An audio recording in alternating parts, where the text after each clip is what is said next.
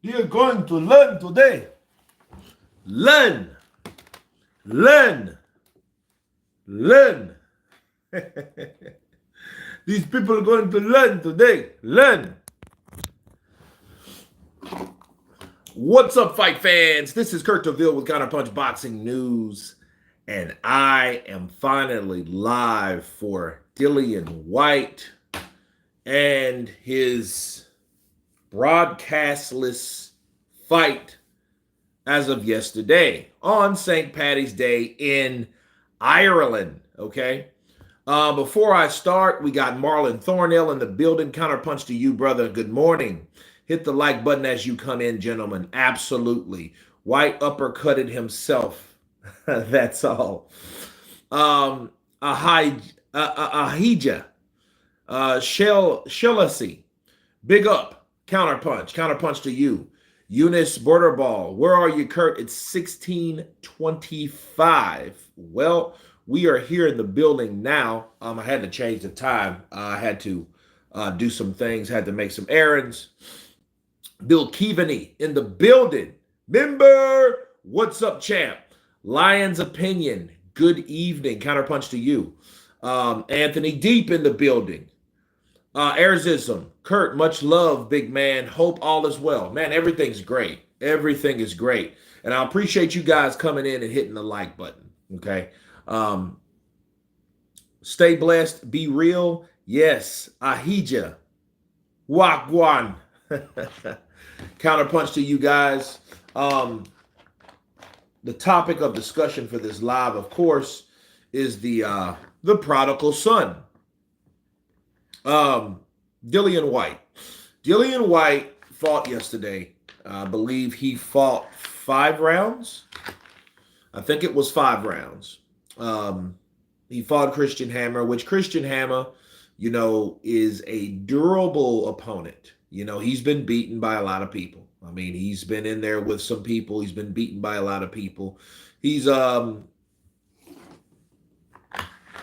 gatekeeper. Okay.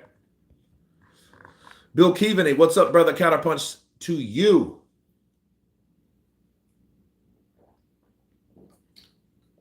Drinking some of that Kangen this morning, man. Skrilla 50 in the building. What's up, brother? Counterpunch to you. Bill Keaveney sounded like Shannon the Cannon. Let's go, champ. Let's go, champ. And we got Dillian White. 30 wins, 3 losses, 20 by KO. Okay.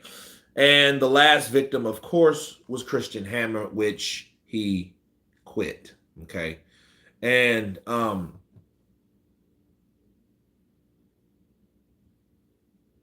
Paul McCullough was the referee. He beat Jermaine Franklin in a pretty tough fight. Tyson Fury, of course, he took a whole year off, and it was kind of strange because he got caught with the same punch that most people catches him with. Before that was Alexander Povetkin. Before that was Oscar Rivas. Before that was Anthony Joshua. So we all know that Dillian White has a kryptonite. But he was cleared to fight, right? What does Roy say about Dillian? I don't know. What does Roy say about Dillian? But the question the question is about Dillian White. Is Dillian White blackballed? Because Dillian White being Dillian White, his promoter that promotes his fights was Eddie Hearn, and we know it's a fight-by-fight basis, but then all of a sudden, we didn't see this fight on DAZN. We didn't see this fight anywhere. We didn't see it on DAZN. We know we're not going to see it at Queensberry because of course, what happened at Queensberry. Queensberry hosted his fight with Tyson Fury. They won the purse bid.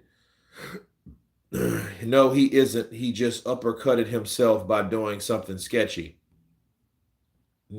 Okay.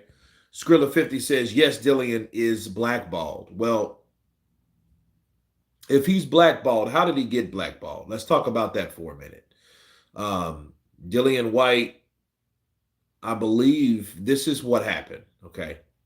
And stranger things can happen. I couldn't find it. What I saw looked like it was shot from a phone.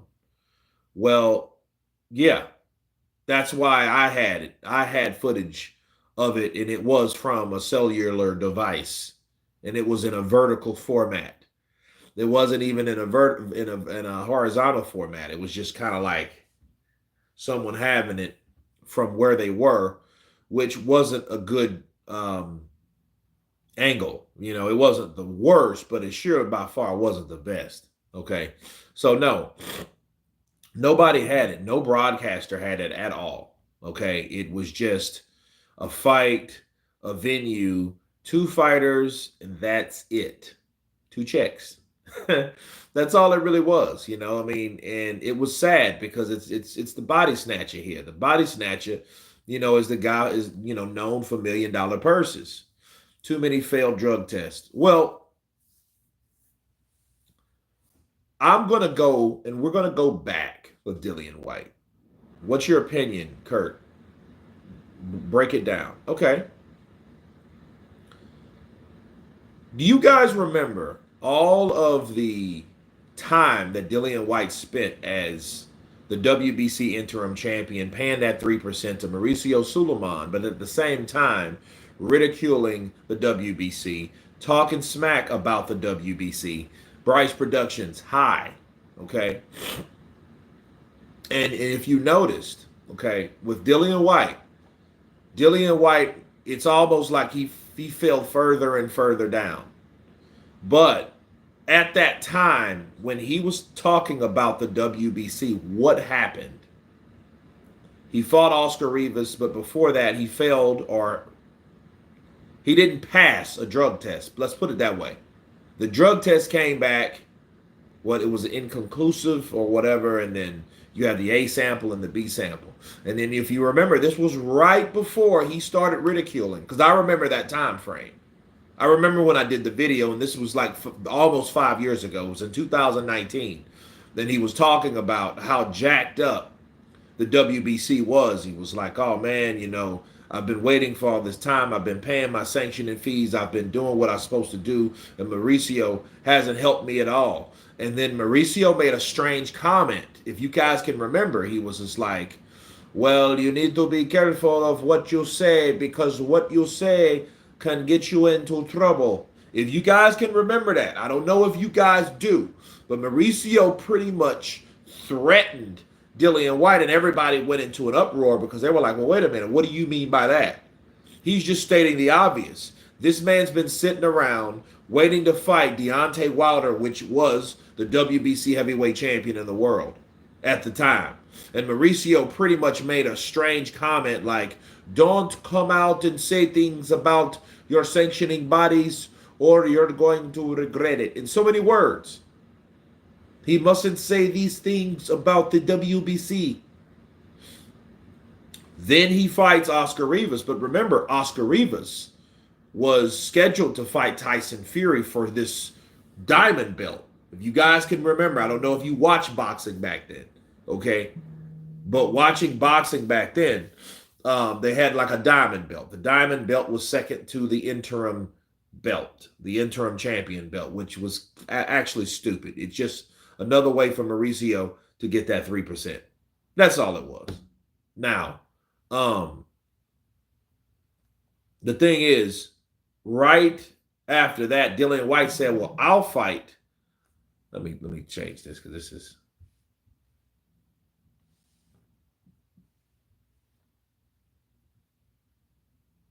So,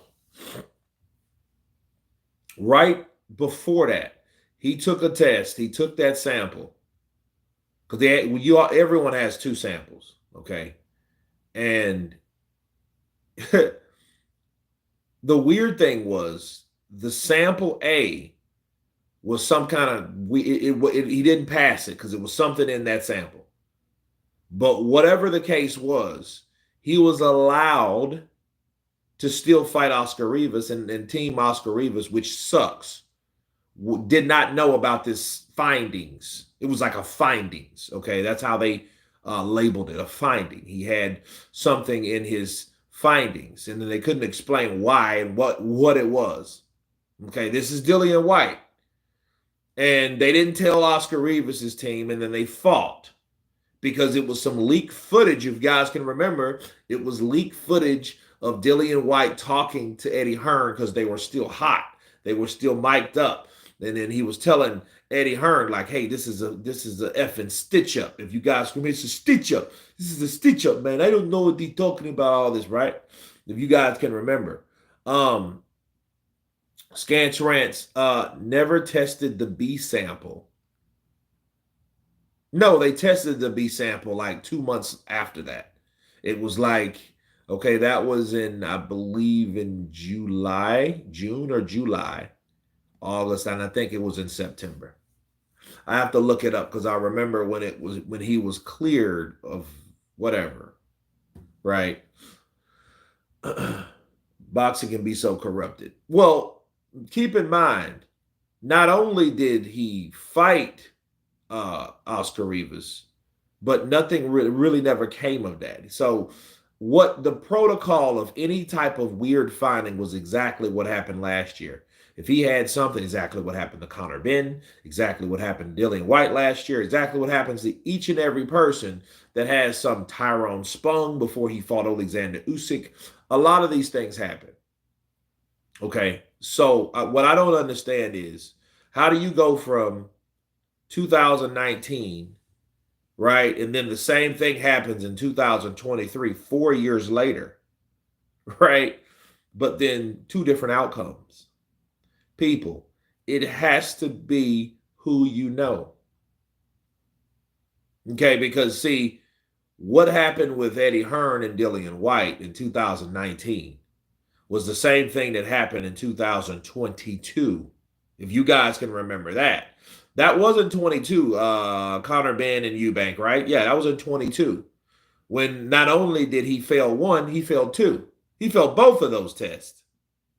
Then I had people, like high up people, like contacting me, like, man, what do you think this is? I'm like, well, I mean, what do you mean? I mean, Conor Benn tested positive for the same thing, but nothing was never said about it. That was the problem. Then it was a long time from when they found out to when it was announced. That's the problem. That was the problem with it. And then it hurt Eddie Hearn's credibility because he was like, okay, I know he was trying to keep everything under wraps, but then, like, here's the problem. You crucified other people for doing that. You remember when Canelo in 2018 got busted with that clenbuterol in his system? I don't care how much was in it. It was whatever, minute, whatever. He blasted him. He said he shouldn't fight. He said he shouldn't do this. But then, hey, here, like 2 years fast forward, he's promoting his fights. He's his promoter. So, yeah, it's a lot that went through. Come on, Kurt. B sample was never tested. Okay. All right. Send me a link that it was never tested. So that's how we do that. Dillian White versus Andy Ruiz. What happened with Dillian White and Andy Ruiz? No, I don't. I know Andy didn't want to fight Dillian White in 2020. He ducked that fight before he ducked Luis Ortiz fight, a guy on his team. Okay, so keep that in mind. Skrilla 50, I think it's a WBC thing because Oscar Valdez had a positive test, still fought and won by robbery. Well, there you go. Okay, that is the only person besides Dillian White that was allowed to fight Oscar Valdez, and he blamed it on some type of tea. If you guys can remember that, he blamed it on a tea. He said it was a herbal Mexican tea that I was taking, and it had something in it, and this, that, and the other. It's like, well, for one, okay, Oscar Valdez, as far as I know, isn't he American? Isn't Oscar Valdez American? Is Oscar Valdez American? Isn't he from like California or something like that? I know he works out at the Reynoso's gym, but isn't he American? I know he's Mexican American, but I'm not. That's not the point. Is he American?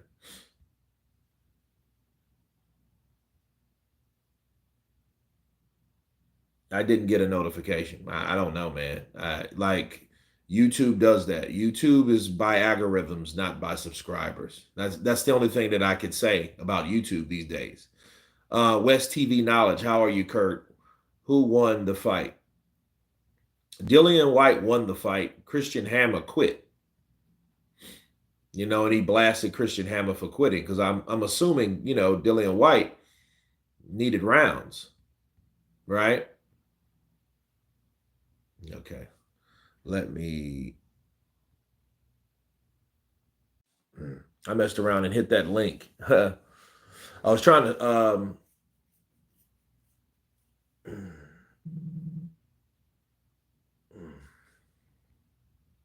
Mexican tea and Mexican meat gives you the superpowers.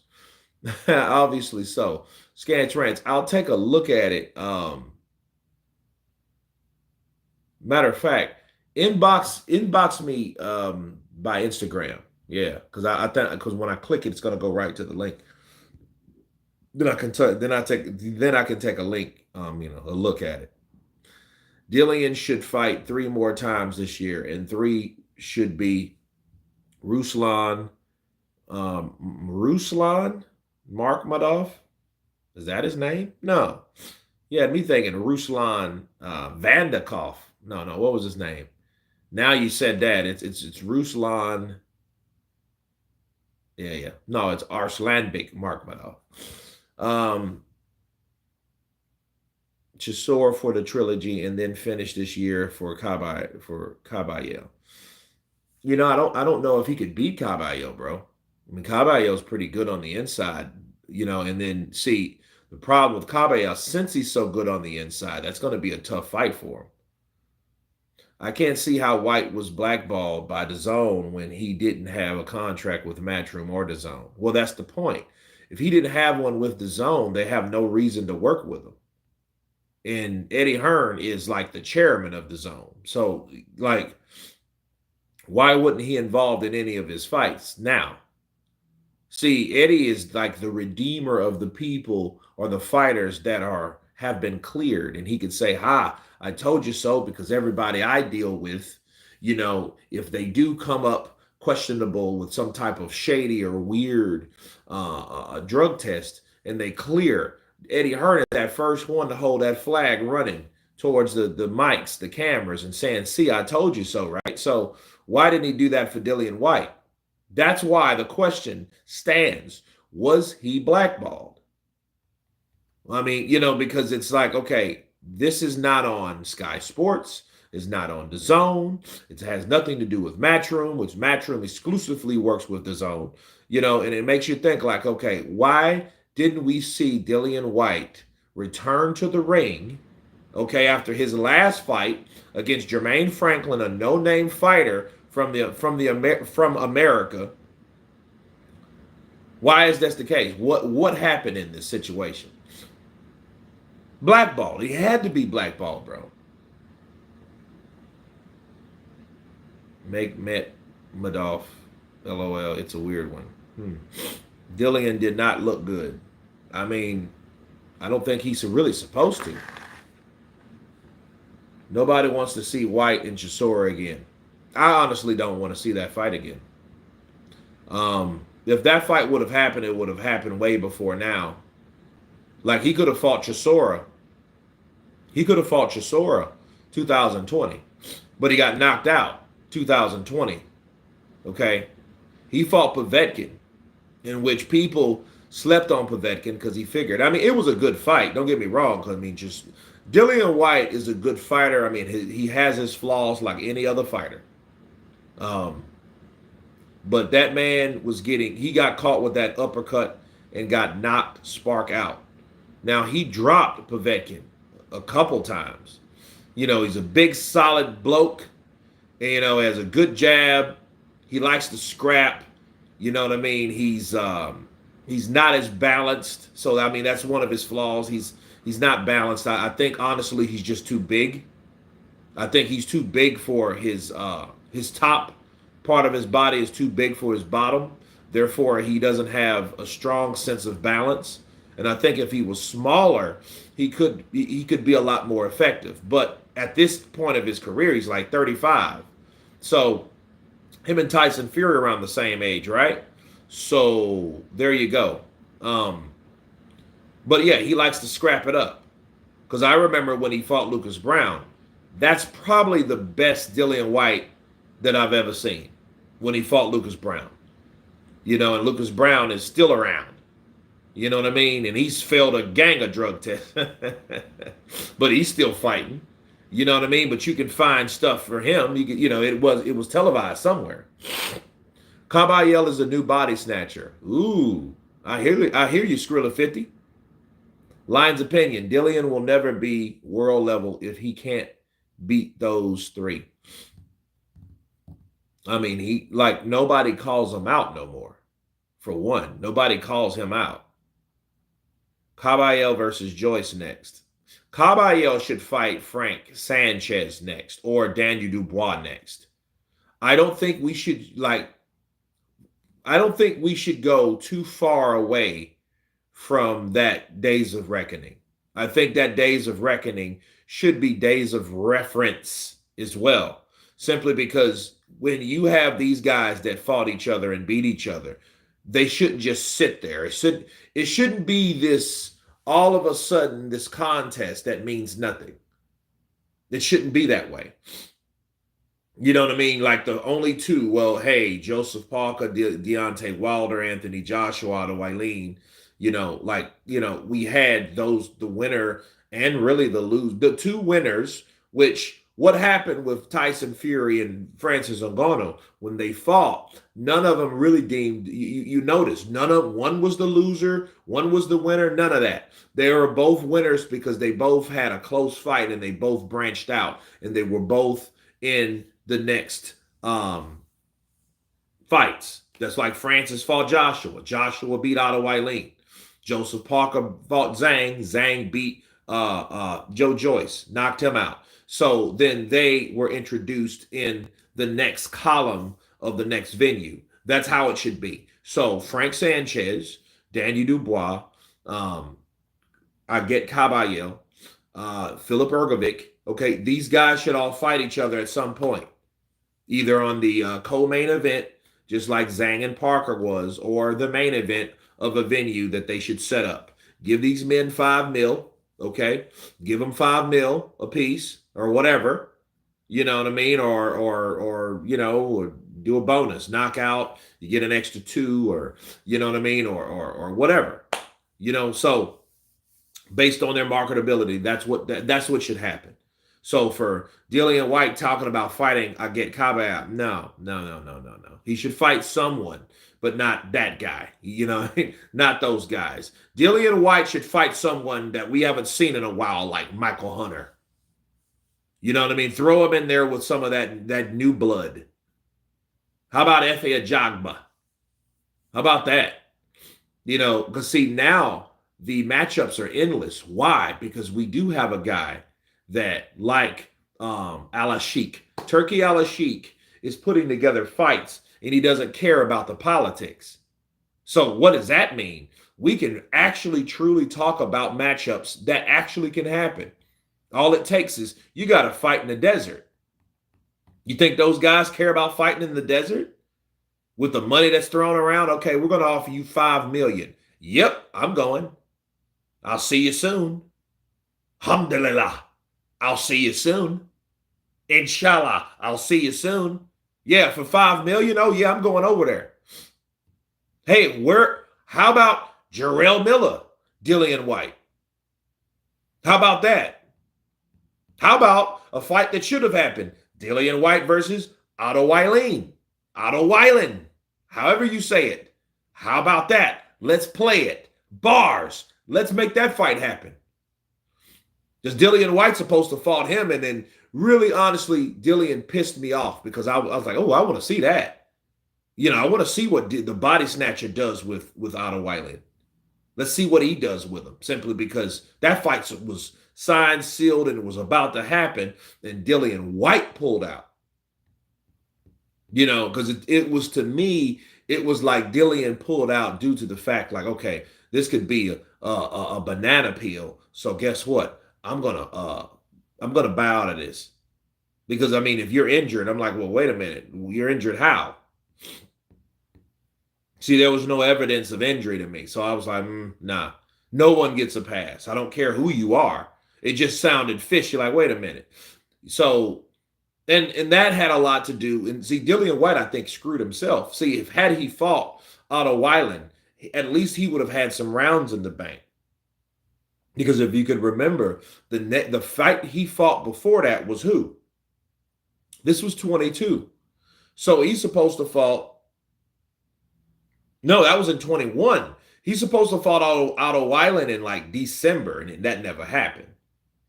So he was like, okay, well, I'm just going to save myself for Fury, which was a mistake because he should have had a fight in between that. Because the fight before that was what? Alexander Povetkin, an old, sick fighter that really wasn't ready to fight you anyway. Alexander Povetkin in that rematch had no business being in there with Dillian White than a man in the moon. He had no business being in there. It was already postponed twice. And I think by the second postponement, they were like, look, Alexander Povetkin, man, take this fight, and I knew he wasn't ready. You can tell Alexander Povetkin was like a shell of himself. He was already like 40 something. He was already like 40 years old. So that put Dillian White at probably like 33 at the time.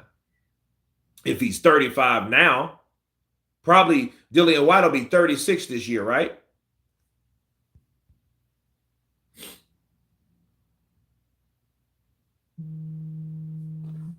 Dude, these spam calls, I need a spam blocker. I mean, they call all day long. But no, you had him fighting. Okay, you had Povetkin the rematch, which was pathetic because that man wasn't ready. After he beat him, he didn't fight anymore. He's supposed to fight Otto Weiland. I said, okay, now we're talking. Because Otto Weiland just beat up on Dominic Brazil, if you guys can remember that. He boxed him for 12 rounds, with that, that stick the jab in your face all night. Hopefully you don't throw big punches. I'm going to slip them and dip them and just stick the jab in your face. That's what I'm going to do. That's exactly how Otto Weiland wins fights. He'll throw combinations and stuff like that, but he likes to stay in the pocket with you, you know what I mean, and stay close to you, and throw combinations, and so it was a guy with a good jab and a southpaw versus a guy with a pretty strong jab like Dillian White, that fought orthodox. So yeah, I was like, okay, let's check that out, and then he canceled. Okay, that's F up number one. He screwed that up raw because I'm like, okay, that's not good for him. You beat up on an old man, and the next fighter you're going to fight is the WBC heavyweight champion, Tyson Fury. That's not going to fly good, and it did not. He looked like Povetkin looked when he fought him. And everybody knew Povetkin had COVID. The man was hospitalized, people. So yeah, it was some bad stuff that happened, and it shouldn't have happened the way it did. But karma's a mother sucker, people. Let's move forward. Ajagba versus Ergovic is a bam stormer. It's a good fight. It's a good fight. You got two tall guys that have similar styles. Efe Ajagba and Filip Hrgovic.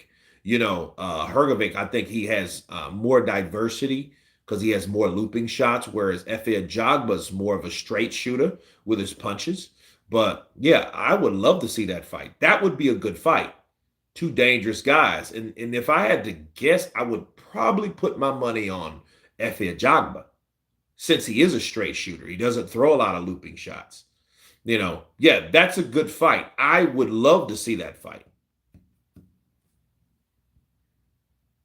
Turkey has breathed new life into the heavyweight division.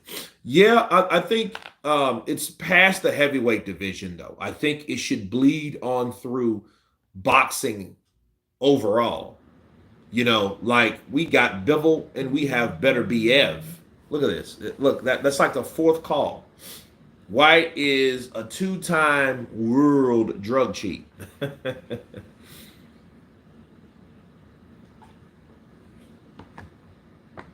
Hergovic isn't doing anything but waiting to fight AJ for the IBF. Facts. Facts. Turkey should run the WBC. Well, in a sense, he does. And here's the thing about the WBC. Everyone runs the WBC. Eddie Hearn runs the WBC. Turkey Al-Sheikh runs the WBC. Frank Warren runs the WBC. They all run the WBC when it comes to money because money runs the WBC. So, no, I mean, like the WBC is a pushover. It's the type of sanctioning body that if you all you need is money and everything else is done.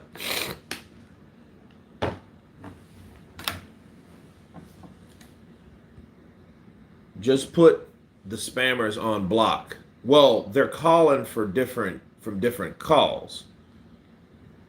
They're calling from different calls.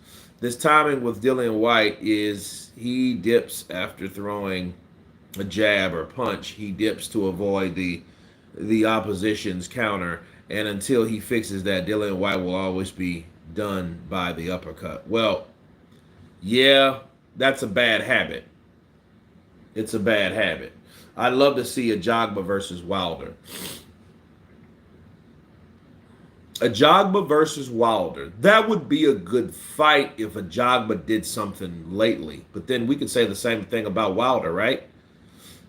A Jogba needs to be in there with someone with a pulse. These guys that they have him in there with, yeah, he's fought lately. You know, I mean, I didn't even cover it because, I mean, who did he fight? You know, like, no, I mean, Efe Ajagba, he's gotten married. So I don't, I think he's a lot happier now. You know, he's getting sticky, right? So I think, because, all really about Efe Ajagba, you kind of seen a kind of sour ass Nigerian. That's what he sounded like to me. He was always talking about AJ and he was always talking about, he's not Nigerian. He is not Nigerian. I am Nigerian. He is not Nigerian. With like a straight face. I heard Whyte still wants to fight Chisora or in Argos. Yeah. I mean, that if he would like those type of fights though are kind of like the fights. It reminds me of when, if I don't know if you guys can remember, I'm going back to the early 90s when George Foreman was scheduled to fight Larry Holmes. Okay. And it was crazy because I never forget back in the day, my uncle, I think it was Uncle C, I'm not sure. Maybe it was brother, Uncle Oville. If you guys haven't seen Oville's, his brother's testimony about his wife cheating on him, it's hilarious. But anyway, it's on my other channel. But anyhow, like one of them were drinking a beer and like the top had like this, hey, you can put like, I think it's it wasn't an email. I think you had to send the top off, mail the top off because you could possibly win a free ticket to Larry Holmes versus George Foreman. And it was crazy because I was like, Larry, I said, damn, Larry Holmes is still fighting. You know what I mean? And then it was like the fight was eventually canceled because it wasn't enough people buying it. But those guys were scheduled to fight. Larry Holmes versus George Foreman. Joyce would destroy Whyte at the minute. Well, I would like to see it, And then if Joyce beats Dillian White, that would be one step closer because you know what he did to Ali. And then he needs a fight like Dillian White. Dillian White fighting Joe Joyce. I would love to see that fight happen. And possibly, speaking of like Efe or somebody like that, put him in there with Joe Joyce. Put him in there with Joe Joyce. Let Joe Joyce take on those hard-hitting newcomers, Or we can do this. Keep the young with the young. How about Efe Ajagba versus Jared Anderson? If he can stay out of jail. Because, Jared's, man, he's been slipping. He's been tripping. You know what I mean? And, but like, yeah, but besides that, yeah, Jared Anderson versus Efe Ajagba. I think Frank is too far above them since Frank beat Efe Ajagba like 2 years ago. Like, didn't he beat him like in 2000? When did Efe Ajagba get starched by Frank? What undercard was that on? Was that in 2021? Wasn't that 3 years ago now? Or almost 3 years ago, make the fall? That's a dream matchup that I would love to see. Foreman versus Holmes. Yeah, it was a reality once upon a time. Ajagba is too slow for Jared Anderson. Yeah, yeah. Just like he was too slow for Frank. See, Frank, he has a better chance of beating Frank now, but see, Frank is still going to be explosive. Those Cuban fighters, the fast twitch muscle, that doesn't stop. I think, maybe he's not as fast. Yeah. So Jose, like that's been 3 years ago. So Frank has, he's done his thing, but like I think he had just like Philip Ergovic, he had a piss poor opponent. Junior Fa, bro, was knocked out by an old drug cheat. Lucas Brown knocked out Junior Fa, and he did. Look, listen, Junior Fa shouldn't fight. Junior Fa shouldn't fight again because something happens to him when he gets hit. Like he gets hit, he does some weird shaking, and I was laughing when he got hit. He just kind of, getting like this, like like he was getting shocked or something. He starts going into this seizure like thing. Yeah. So no, I don't think he should fight again, bro. I think he should retire because I think his inability to take shots like big punches, he goes into that like mode, like because he did that with Lucas Brown. He did that with Cuban Flash. So, no, he shouldn't. I think it's bad for his health. I hope he gets paid. I hope he goes home and, he can probably become a trainer or something like that. Train the next David Tua. Speaking of David Tua, I have some footage with David, bro. David Tua is going to always be a dangerous. He reminds me of a dangerous frog. you know, the gaming circle. I don't ever want him fight, but if Iron Mike lands on Jake Paul's chin, it's good night, sweetheart. I hope so. And it would be an icon, a legend like Mike Tyson to bring the whole Jake Paul thing coming down, crashing. I got a lot of stuff to talk about Jake Paul in this. I mean, I'll talk about that, but not now. Someone should tell Mike to let it go. We don't need it. No, we don't need it. But, I think Turkey Al-Sheikh, and I'm so glad that he didn't fall for the shenanigans that Jake Paul wants to convince everybody that he really wants to be a legitimate boxer. He doesn't. If he wanted that, he would do what boxers do. If he wanted that, he wouldn't want to fight Mike Tyson. If he wanted that, he wouldn't fight MMA guys or use MMA guys for a platform that he's better than they are in that platform. He wouldn't do those things that he's doing. Like Oscar De La Hoya told him, Oscar was just like, hey, if you said you want to be this, you say you want to be that, you wouldn't do these things that you're doing. You know what I mean? You're trying to show that, hey, yeah, I can beat up a 60-year-old man. Okay, where's the reference in that shit? Think about it. What are you talking about? You know what I mean? Because we all know why you're doing it because you've been doing it. Okay? Just to touch on briefly about Jake Paul, because it's nothing cool about what he's doing. That's nothing cool about what Jake's doing. It's Jake's just like, I mean, he was entertaining, and I tolerated it. The Taiwan Woodley fights and the rematch and all this, and up until the point it was like, okay, well, wait a minute, what are you really doing? How are you? And then you fight Tommy Fury, and then you messed his head up because Tommy Fury now he's just now he's a Fury, and that's already a problem because he already is like. Then you give that guy that did nothing an opportunity on your platform, and you pay him millions to do nothing to beat you because you fought no one, so you're nothing. So he beats you, then both of you guys are in the shit house. You entitled fools are gonna sit around now. And Tommy Fury, he ain't gonna fight nobody. It ain't gonna be no Jai Apataya for him. It ain't gonna be no Artur Beterbiev for him. He's not gonna fight any of those dudes. He's not gonna do any of those things. He's gonna sit around and fight YouTubers too. So because he knows, well, hey, I don't have to fight guys like that if I know I can beat guys like this. So yeah, no, man, it's bad. Whyte has a long road back. Will be interesting to see if he runs out of time.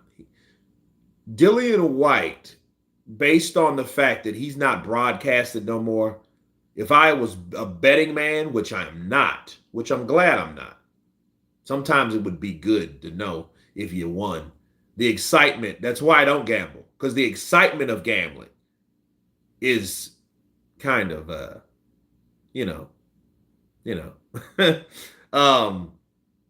because like you talk to gamblers, it's like they do it for that dopamine hit, the excitement of winning or losing. It gives you that, puts you in this, the state of mind.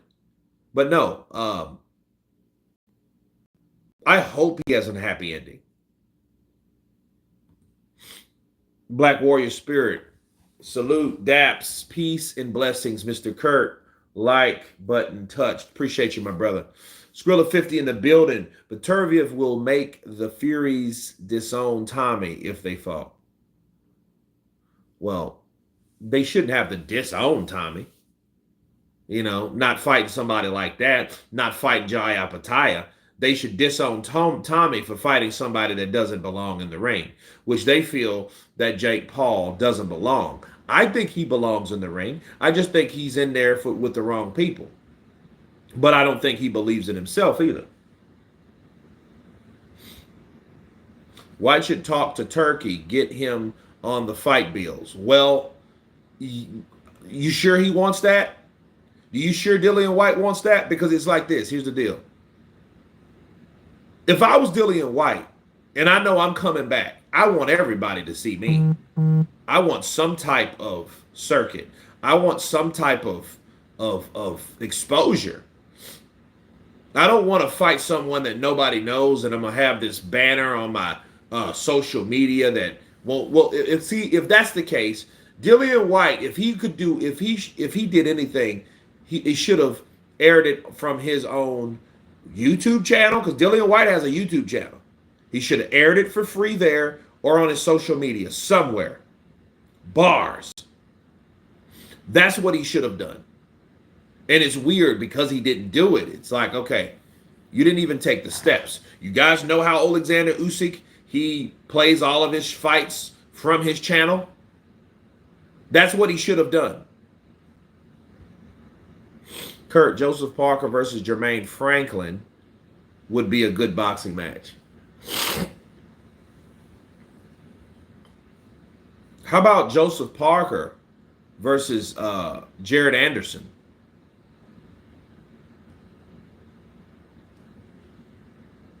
Jake Paul, love him or hate him, it's a marketing genius.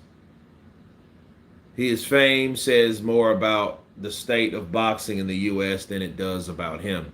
Yeah, it's sad that we don't have people over here. Everybody's joining in UFC. So in essence, the guys that probably supposed to have been boxers, he's knocking them out. Kurt, when I get spam calls, I keep them on the line as long as I can, try to sell them something. No, they're just like, no, I don't have time for it, bro. Because see, this is what I learned about spam calls. Spam calls could cause me some work. Let me give you guys a little story about spam. I used to get a lot of spam back in the day too, like about 6-7 years ago. I got a call from somewhere. I answered that call. No one said nothing. I hung up. I seen this icon, a voicemail icon, immediately boop, pop up right when I hung up. And I was like, okay, what's that? I checked my voicemail. It was a lady by the name of Kelly Gill. Kelly Gill was a coordinator for Black Panther, Marvel's Black Panther. And she had told me, hey, give me a call because I just tried to reach out to you because I know I hear you double Forrest Whitaker. So give me a call. Now imagine that call that I didn't get. Imagine if my voicemail was full. What if she never called back? I wouldn't have knew to call her because there was no way to know I could call her because some dick dipshit called me with a spam call instead of me getting the calls that I need. Yeah, they're a problem, bro. They are a problem. Seriously. Jermaine Franklin versus Andy Ruiz. That would be a good fight. Do USA have any heavyweights or just Anderson who can't stay out of trouble? Well, they have Jared Anderson, Jarrell Miller, Jermaine Franklin, the three J's, huh? We do have Frank Sanchez, even though he's Cuban. He's American now because he defected from Cuba. So we have those four. Efe Ajagba, I don't know if I think he fights out of the U.S., but he's not. Come on, he's not American. Let him tell it. I am Nigerian. I am Nigerian. After Joshua's performance against Ngannou, I believe he flatlines Fury. Well, here's the thing, people. Talking of AJ just briefly, because I don't want to turn this into AJ. You know, AJ gets all the press and all that. I always thought AJ would beat Tyson Fury. I thought Deontay Wilder could beat Anthony Joshua. But that's just because, he has that hand cannon and he's better at delivering that one shot that he's good at than any other shot that he knows how to throw. That's what gives him a good chance. So I think one nullified the other one. Tyson will probably always beat Deontay Wilder.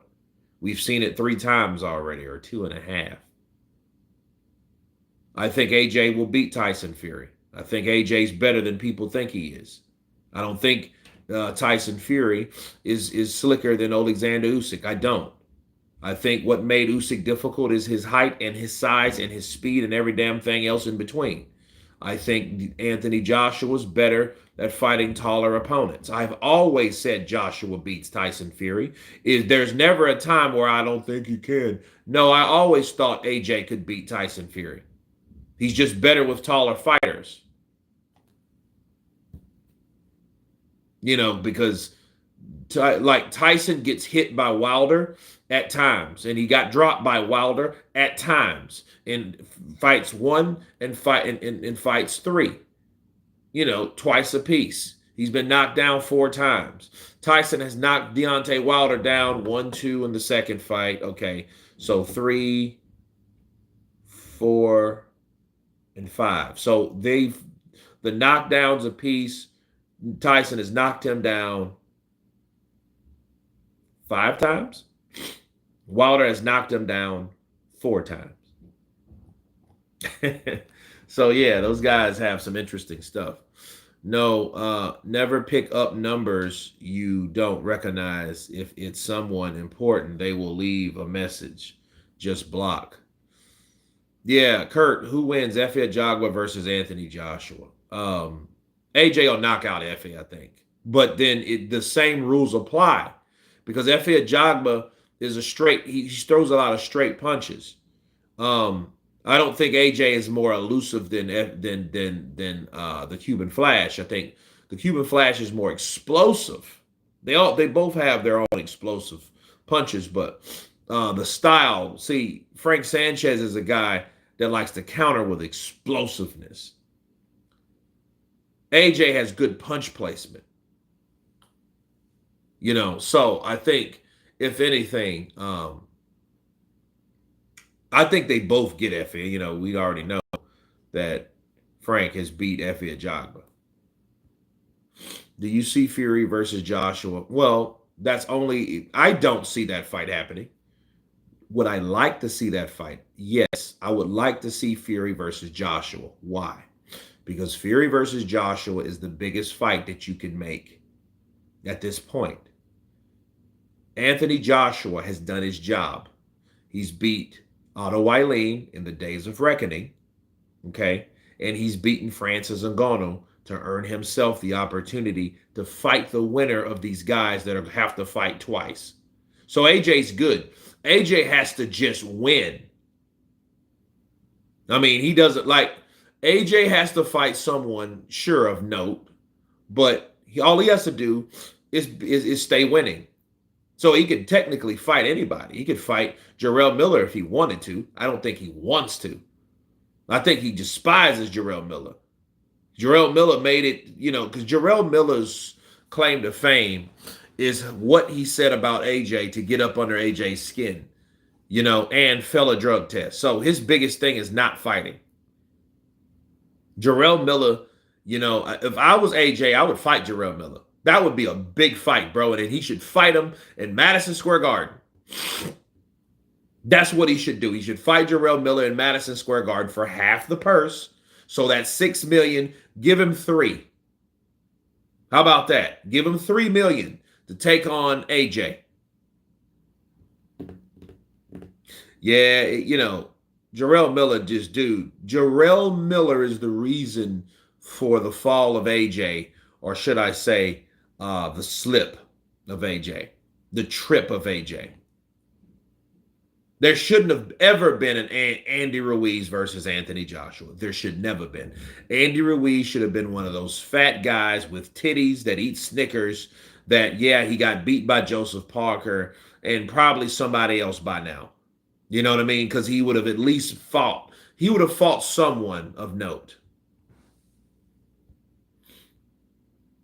I'd rather see a Jogba versus Wilder. Okay. Let's see it. Psycho Crusher. Sup, Kurt. CP to you. Counterpunch to you, brother. I got to take a Claritin. Yeah. Because the sun's out. The pollen is in mid-bloom. Usyk has every blueprint on AJ. Usyk wins every day, all day. Parker versus Usyk would be a good fight. I would like to see Parker versus Usyk because I want to see Usyk with someone that has mobility, someone like Parker, someone younger than Parker, than Usyk. I think that'll be a very good fight.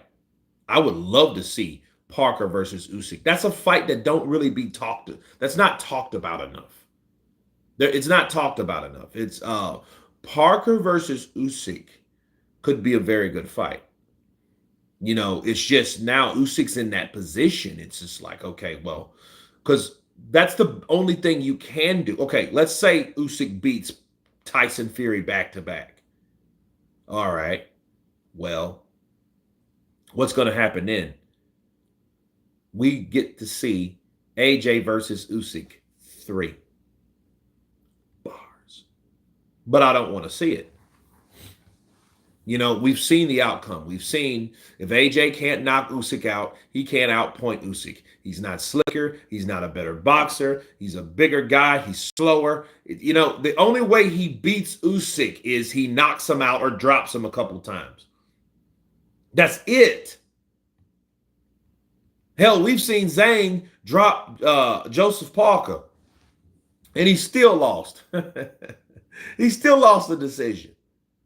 So no, I would rather see Parker take on Usyk than see another AJ take on Usyk and then see, maybe this time with Ben Davison with the tutelage. And if he beats him, it's like, okay, so what? You beat a 38-year-old guy. Because all they're going to say is, AJ, this is what's going to happen. If AJ fights Usyk for the third time and he beats him, mind you, he beats him after Usyk has went and got every belt in the heavyweight division. Because if he beats Tyson Fury for the WBC and he beats him again, he becomes the undisputed heavyweight champion of the world and the undisputed cruiserweight champion of the world. And he did it all undefeated. Nobody would care that's his legacy. He's been to 2 different weight classes. He's done what Terrence Crawford has done. He's done what Clarissa Shields has done. He's done those things. Okay, somebody else, I'm quite sure. But he's up there with those guys now. He becomes possibly the pound for pound fighter, best fighter, #1 fighter in the world, right? Because Terrence Crawford did what he did last year. Okay, because I now it's basically what you've done lately. So that's what Usyk becomes. Then he fights AJ, and then AJ beats him at age 38. People are going to hate, and they're going to say AJ fought Usyk, because that's the fight that's supposed to happen anyway, right? Fought him, and yet once again, he beats up a guy nearly 40. That's what's going to happen. Oh, yeah, Joshua's good at beating 40-year-olds. And it is not going to look good for AJ, since AJ has been beaten by him at age 35 and 36. Right? The Jogba, he's destroyed guys. Come on. He has. Psycho Crusher, what's up, champ? Kurt, who wins? Effie Jogba versus Joseph Parker? I got Joseph Parker, because we seen Joseph Parker can deal with guys like that. Guys that fight straight up. Yeah. He's good, you know. He's good with getting in and out. Pollen is about to go off. Trees blooming here. Well, I'll be glad when they do. See, here in the South, they bloom from March and April. So I still got another month of this stuff. May, it's good. May, June, July, but then June, July, of course. Well, actually May, it starts getting hot, AJ fight for big payday on this point of his career. Luca Mora, Parker has earned the right to fight for undisputed. He's the one who's been taking real risk. Well, Luca Mora, there's no argument there. I would love to see Parker versus Usyk. Now, will the money fizz away because the stars in the sport are gone? Sure. I mean, let's just be real. I mean, people want to go where the money is. You think Mauricio will care at that point? No, he won't care. He'll go back to Mexico and do whatever he's been doing in Mexico. He don't like Mauricio pops up. He'll pop up like this.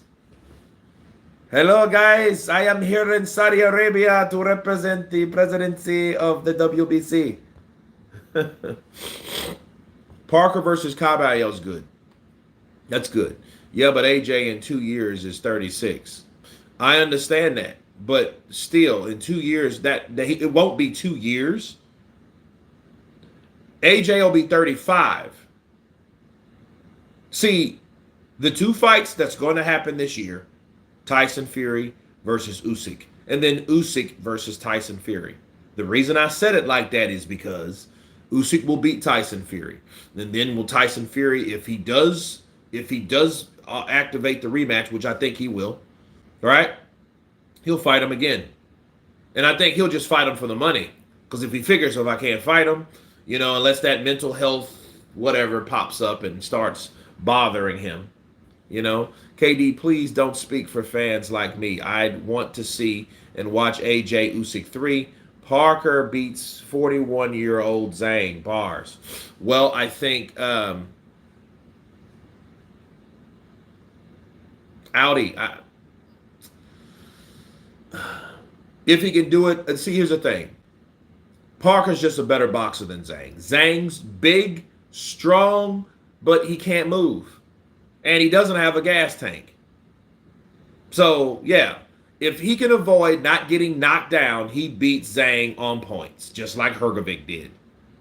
You know what I mean? They all taste that power. It's just Joyce was unable to do that because Joyce is not a real mobile bloke. He's just another big unit. You know what I mean? Unfortunately, he had to pay. He had to pay for that. Funny how Luca Mora loved Usyk, Benedict Arnold, Luca. Okay. Kurt, who wins? Philip Hrgovic versus Joseph Parker. That's a good fight. Now, that's a better fight because, see, Hrgovic, he has decent boxing ability. You know what I mean? He's more of a taller boxer puncher as well. So him fighting Joseph Parker, I don't know. I think Parker can hurt him, though. You know, AJ Usyk 3 is a waste of time. I don't want to see it though. I've saw enough of that. I didn't listen. I didn't want to see uh Deontay Wilder and Fury 3. I didn't want to see that. I didn't care to see that. I know Tyson Fury is better than Deontay Wilder, and he's proved it. He had a group of people pissed off, signing petitions, talking about they look like they were going to march. Y'all gonna march for Wilder? What is Wilder, Martin Luther King? By the way, don't let Wilder had that statue before. They would have met at that statue and signed petitions. You know, Usyk after fighting Fury and playing games, making him look silly. Then AJ versus Usyk will smash him up. Well, I don't know, man. I just, but like Joshua's already there. He's already where he wants to be. He just needs to stay busy. That's it. Usyk after fighting Fury and playing games, making him look silly. Then AJ versus Usyk will smash him up. Well, I mean, I guess you could say that. Whatever. I mean, I think that we've seen two fights with Usyk and Usyk, because the only factor that you can incorporate with Usyk versus AJ, well, you can fact two, but the real one, come on, the real one is the age. Usyk looked different from fighting Joshua in the first fight than he did the second. Okay. That's it. I mean, then he beat, like Joshua fights him and beats him. Okay. Then he catches him and knocks him out. Like, okay, you could say, oh, he's with Ben Davis and oh, he's back. And yeah. Well, I don't like that because the only factor was Usyk's older. And if Usyk's older and then he gets beat being older, that's pretty much the factor. Because all the other stuff, I mean, everything besides power pretty much diminishes. And don't get me wrong, Usyk looked good against Danny Dubois, but he didn't look like he looked in the first Joshua fight, did he? He didn't even look like all of those fights, bro. You had three different Usyks. All of those Usyks have ability, unless he didn't get up for Danny Dubois like he did. And I know the war, and I don't know the war, but I can imagine that being at war and being in a country that's war-torn, regardless of what the hell you were doing. Because you can say, oh, he wasn't on the front line. I mean, would you want your champion on the front line? Was Joe Louis on the front line in the Army when he went to the Army? No, he was doing exhibitions for everyone. So stop. You know what I mean? Like that, you're just hating at that point. Like, oh, he wasn't on the front line. No, dummy. He doesn't supposed to be on the front line. He's a Ukrainian unified heavyweight champion of the world. So why would he be on the front line? But knowing that, he lost a lot of weight because he probably went down to his natural weight, not eating and probably fasting and eating rations like most soldiers were doing, fighting another country that was opposing them. So let's just be real about that for a minute. So that could have been a factor. But the fight with Danny Dubois, he looked soft. He didn't look that hard, chiseled, quick, sharp dude like he was with the AJ fight. Now almost stopped AJ, and they had to stop that clock early. Ha! A lot of people, no, the clock was messed up. I'm like, okay, how many times have you had a problem with a clock that starts at 1 minute, starts at 3 and then ends at 0? Now you have a discrepancy, so that means that when the bell rang, they added 15 extra minutes. 15 extra seconds to that. No, bro. They stopped that fight because they stopped the bell. You seen the little flag wave, and then they stopped that. Then you heard the bell ring. That's bullshit. The bell, they changed that bell. Usyk was throwing shots at AJ. AJ was trying to avoid him. He was getting hit with some of them. Okay, and he said he looked like Muhammad Ali. Let's stop forgetting that. Hold on, let's for a minute. Let's remember what happened. I go by what I see. I know AJ has got his stripes. He's got a few of them now. But you have to remember, those stripes were coming off in 2021 and 2022. Those stripes were getting. Okay, let's just remember that. And he lost about 5 of them in 2019. Right? He got 1 stripe back. He lost 5 and got 1 back. But back to Usyk. No, let's just remember, like Usyk, he turned up, and Usyk didn't look good in the Chisora fight. So if he didn't look good in the Chisora fight, and he didn't look all that great in the Daniel Dubois fight, okay, just briefly talking about him, maybe he may look spectacular in the Tyson Fury fight. That's my prediction. And if that's the case, he's going to beat Tyson Fury in a dynamic fashion, even though Tyson Fury is Tyson Fury. And people are afraid to count him out. I'm not. See, people are saying, well, hey, it's not a good thing to bet against Tyson Fury. Tyson Fury is a guy that likes to be challenged. I understand that. Look what he did to Dillian White. He made Dillian White look like a buster. I mean, he did. He made him look like a buster. So why the meltdown from AJ saying, I trained so hard, I'm determined, how did you beat me? AJ has a shit fit, big time, embarrassing. Well, that was that second fight. I really wasn't even talking about that, but yeah, he beat him the second time. Kurt, Filip Hrgovic has contact with Usyk if Fury pulls out again.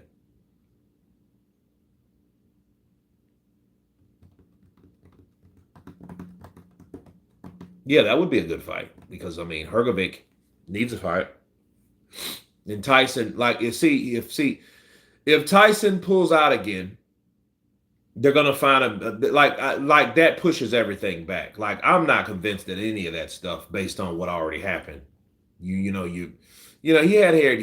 headgear on, but I don't know, whatever. Let's just let May get here. Let May get here. That's all I'm going to say. Fury gets knocked out if he turns up. He ain't going to get knocked out, bro. I don't think he gets knocked out. But imagine, I didn't think Joshua was going to knock out Ngannou either. So, I mean, I don't know everything. Listen, my educated guesses are educated guesses based on what the fighter can do, based on what he's done. Not based on what I feel he can do.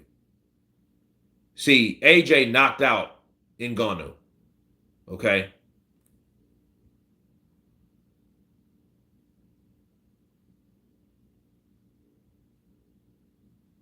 I think Whyte already beat Parker. Whyte did beat Parker.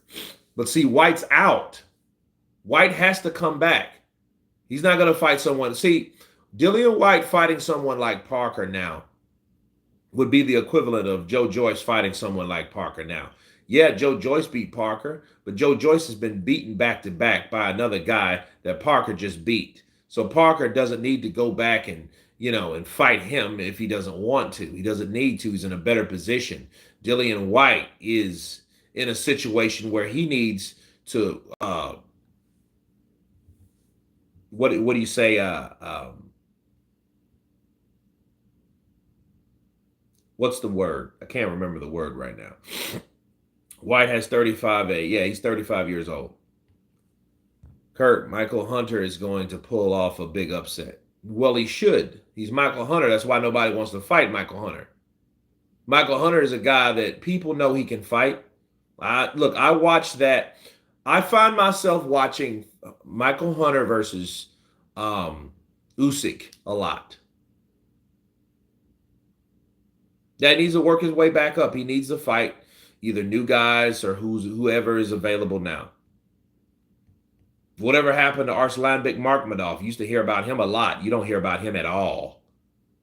And I think that's actually quite sad. Michael Hunter avoided Filip Hrgovic IBF mandatory position. Eunice, I interviewed Michael Hunter, right? Look it up. It's on the channel.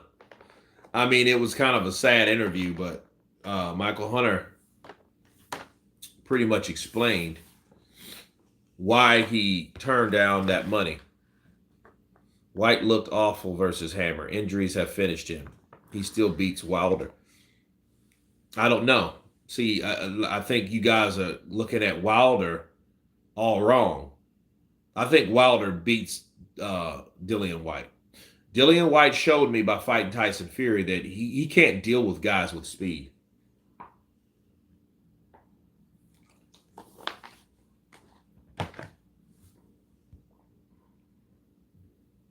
Hrgovic is the boogeyman of the division. No, he ain't. He ain't the boogeyman of the division. Mentioning Michael Hunter, he gave up and walked away from everything. I couldn't understand that. I don't see anything on Michael. Michael made a bad business decision. He did. Um, his whole thing is he didn't want to fight overseas, which was stupid. You know what I mean? Because I mean he fought Povetkin overseas, and he didn't want to deal with Eddie Hearn. He didn't want to deal with Eddie Hearn because he didn't want Eddie Hearn to have the power of uh, of promoting his fights.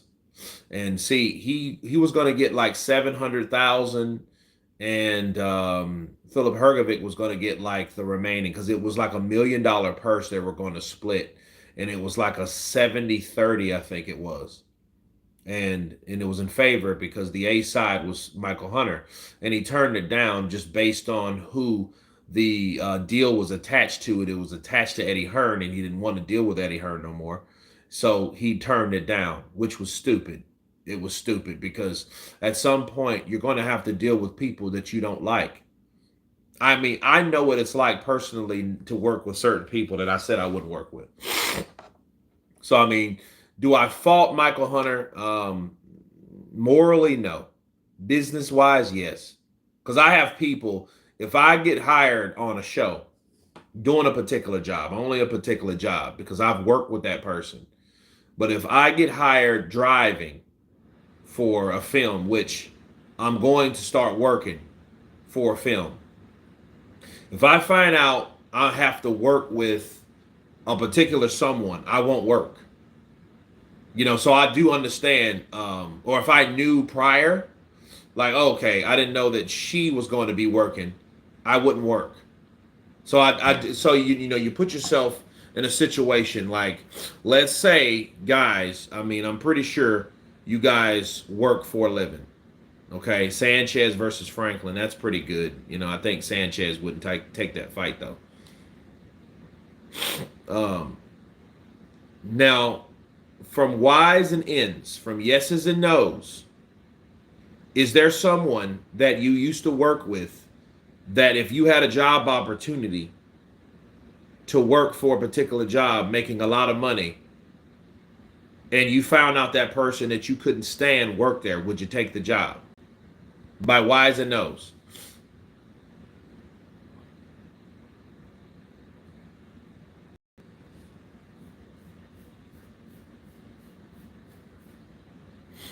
By whys and nos, people.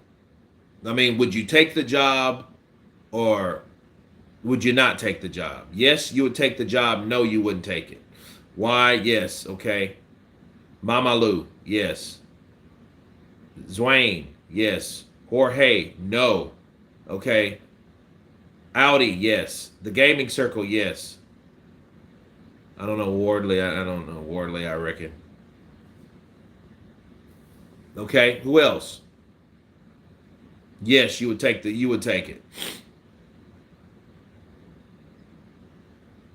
I took a job like that before, but it backfired. That's the point. Let's hear some more. Let's see.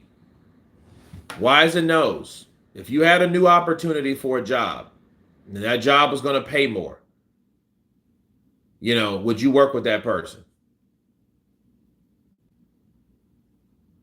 If they are my manager, no. Well, here's the thing.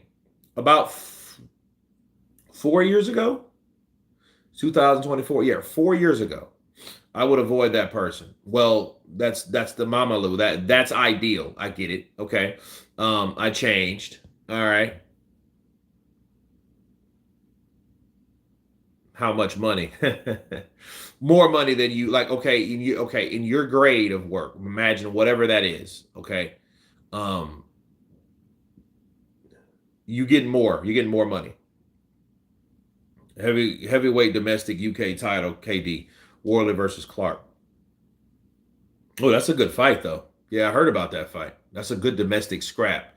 Wilder just ducked Ruiz, Parker, and Zhang. I think he's chasing an Ngannou fight. You know what would suck for him if Ngannou knocked his ass out? That would be bad for Wilder.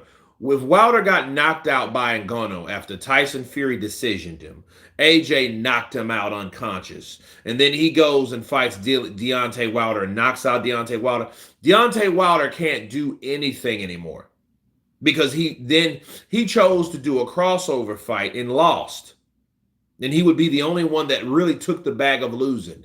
You could say if you were just this, if you were like anti-Tyson, well, Tyson actually lost too. You could argue that, but Tyson didn't get knocked out.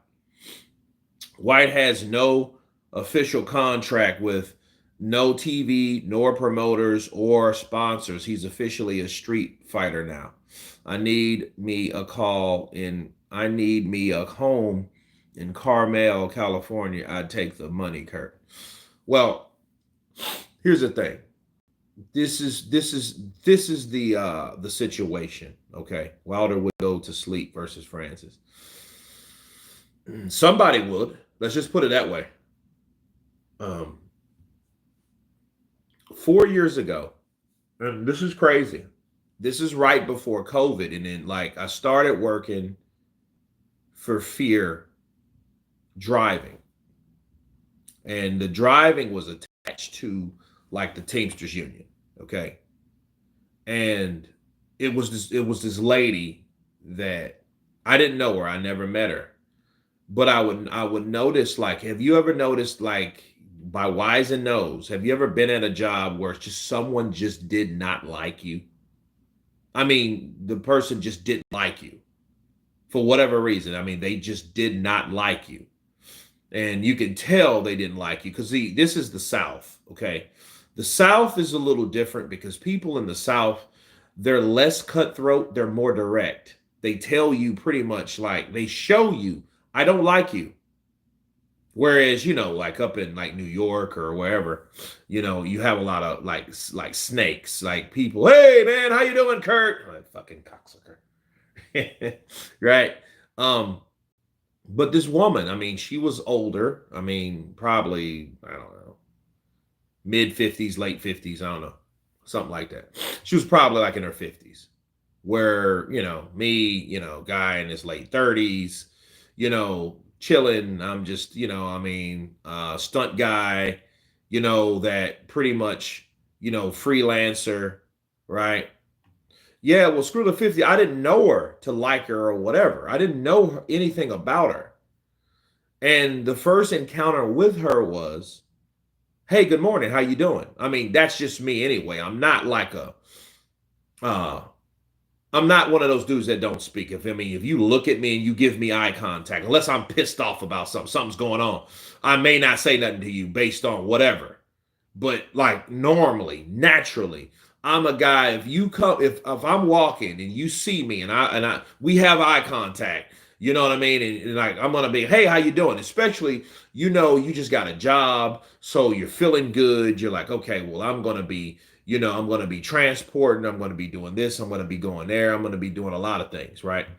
Yes, but I think he was just trying to be a bully. Well, here's the thing. Bully, keep that in mind. And I seen this woman, and she looks dead at me. I'm walking past her. This woman looks dead at me, and I'm like, "Hey, how you doing?" And she looks because she's shorter, obviously, and she looks and she just looks straight and walks right past me. And stuff like that, little things like that, they tend to bother me, especially when you're on a high and you feel good. You know what I mean? I know it's of the enemy, and I know it's shitty. I know it's that's the plot, but nonetheless, this lady, I'm like, okay. And I was like, well, maybe she didn't see. I'm like, okay, give her the benefit of the doubt. So another opportunity was hey, how you doing? And she didn't say anything. So I asked my cousin, I was like, hey man, what's up with this chick? Janice, that's her name, Janice. And Janice was like, he said, well, no. He said, no, man, she doesn't. And this is exactly what he said. He said, no, Kurt, I don't think she likes black people. And I was like, oh shit, really? Huh. And then from that moment on, I was like, okay, if that's the case, I won't deal with her at all. Okay. And because he said he had a similar uh interaction with her, but he worked in a different department, so to speak. He didn't have to see her at all, really, anyway. So it wasn't the fact you seen this person all the time, but my problem was this person worked with me. It wasn't like my cousin that worked in a totally different area. She worked with me.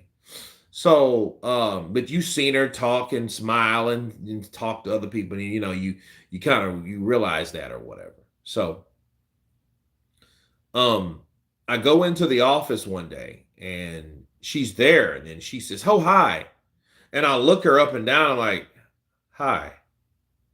Hmm. Nah, she wanted you, Kurt. No, she didn't. And see, here's the thing. Yeah, she wanted me gone. That's what she wanted, Black Warrior Spirit. Um, it was a time where I picked up the director and I took the director back to the studio. And I took him to the studio and then I told him, I said, hey man, um, actually I know him very well. I know him very well. I took him, I said, well, he's like, man, I got a meeting. I said, well, I'm gonna go gas up and clean out my van and all that stuff. So I'll be right back to pick you up. He said, well, yeah, just take your time. It'll be about an hour. So I went to the gas station. Went to the gas station, did exactly what I was going to do. And on my way back to the studio, okay, on my way back to the studio, I saw her, but see, I waved because I thought she was a lady named Debbie. Debbie is kind of like an ex girlfriend I used to date back in the day, but she's just older. She was kind of, I wasn't gonna say goofy, but like fun. Kind of had like a bubbly. She was bubbly. That's the word. She had a bubbly personality. So I was like, hey, driving and stuff like that. And it wasn't Debbie, it was her because they had the same type of vehicle. I was like, ugh. And then she looks and she kind of like does a dip and she almost like she's looking for something. So I get back to the studio and my boss texts me and he's like, hey, try not to drive with the director in the car while you're servicing the van. And when I read it, I immediately got pissed off. Um, because I was like, okay, well, where did that come from? Come on, Kurt, you know what she wanted, bro. They act like that. Stop. Let me explain. I'm gonna continue my story. Um, the like so I heard it. So I mean, I picked up the director and brought him to where the set was, which was probably an hour away. And then I was pissed off. So I went into the office and I was like, wait a minute. I know you texted me that, and I know that wasn't general. Any reason you text me that? He was like, yeah, because someone say they saw you in there with the director taking him back. And I'm like, no, the director was in a meeting. He was in the daily meeting they have for the cast and the crew or whatever. So he was in that meeting. So no, that wasn't. He was like, oh, well, I was just told otherwise. I'm like, well, the only person that saw me with a director and will just saw me in general was Janice. And if it was Janice, you tell Janice. He said, well, I didn't say who it was. I know who you're talking about. See, I don't like bullshit. I don't like beating around the bush. I don't like no. I'm a direct person. So I told him, I said, well, you tell Janice that Coleman Domingo was in a meeting. And I told Coleman Domingo, you know, like, hey, I'll come back and pick you up. So this chick she went out of her way to tell her boss, like, hey, yeah, I think I seen Kurt drive with the director. She didn't see shit. That's what she told the boss. And I was like, okay, that was strange. Now I'm really not liking this person. I don't care about your racism or your pastime experiences with people that you think that look like me or whatever. I don't give a shit about any of that. I don't care. But when you start trying to affect me, when it like with my job and you're trying to throw shade, oh, that's when I have a problem. I got a job, sawmill once, but my neighbor also worked there. He told the boss about my criminal record to try to get rid of me.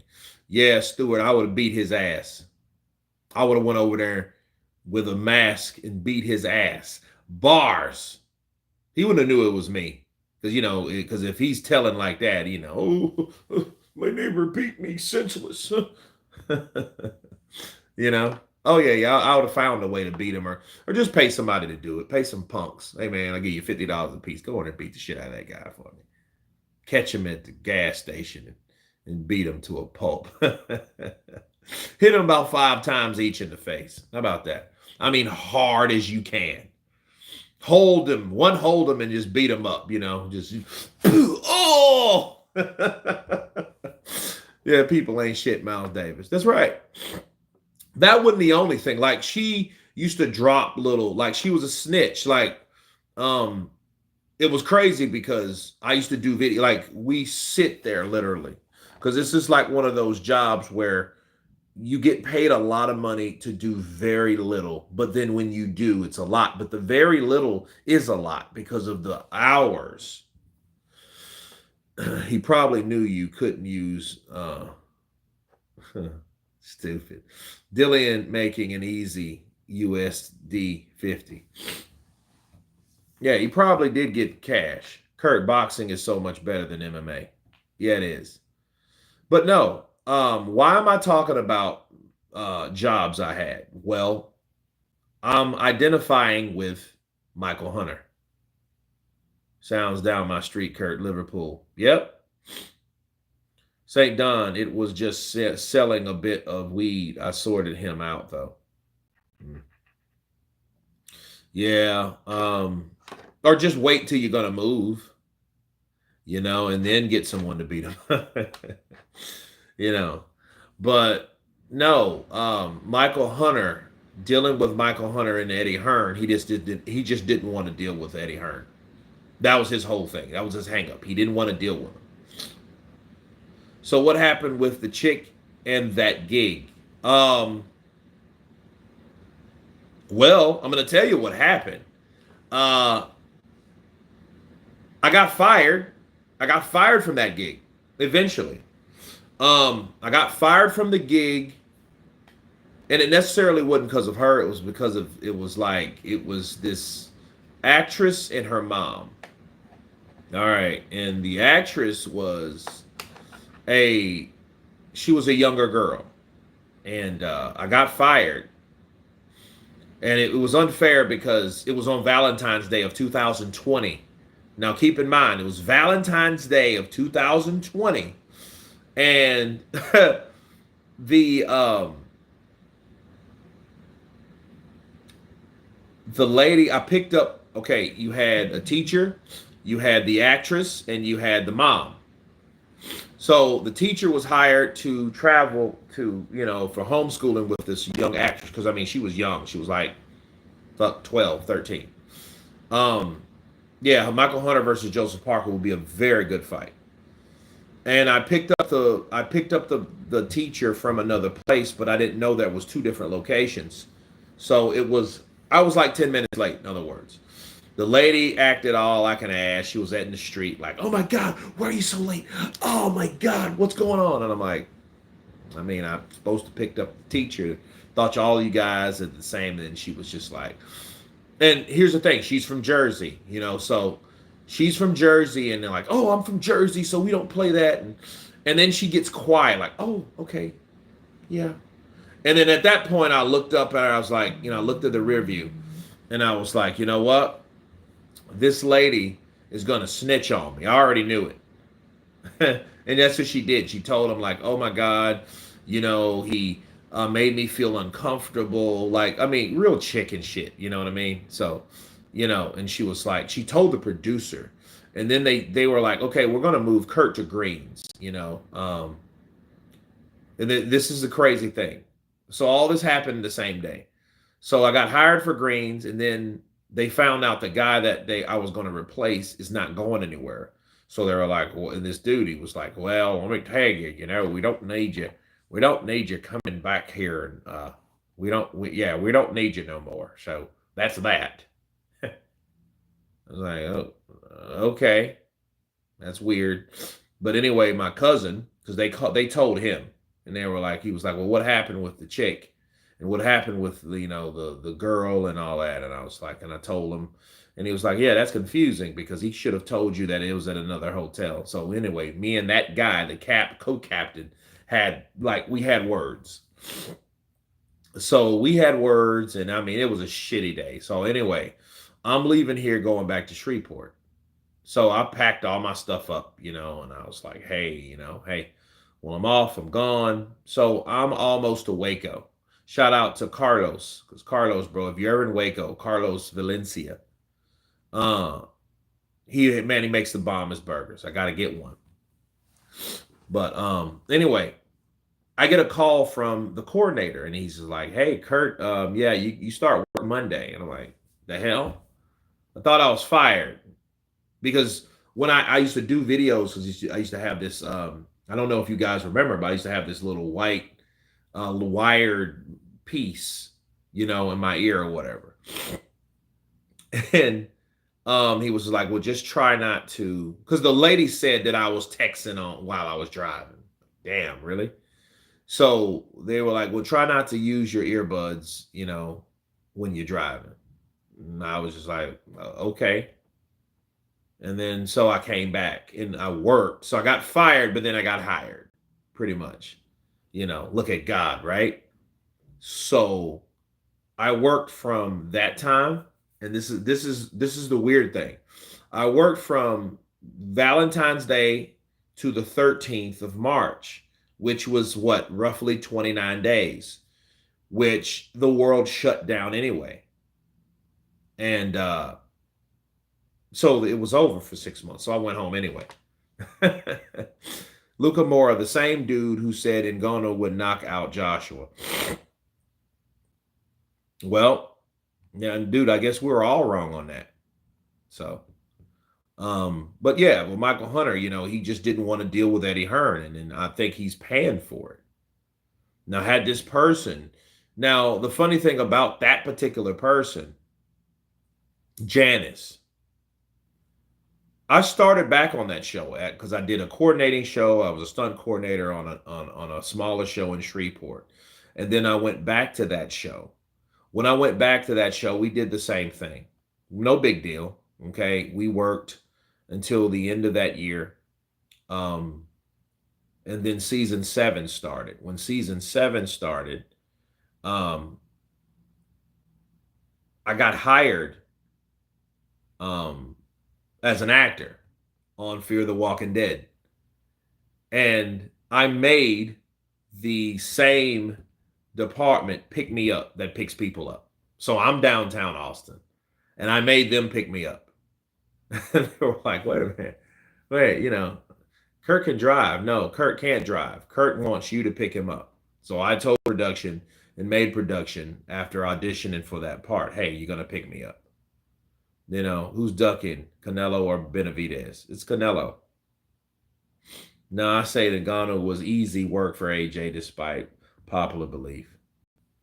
KD the zombie. Now, I wasn't a zombie. I was a stalker. That was my role. It was like 3 of us, and we had AK-47s. If you want to see me, it's season 7. I think it was episode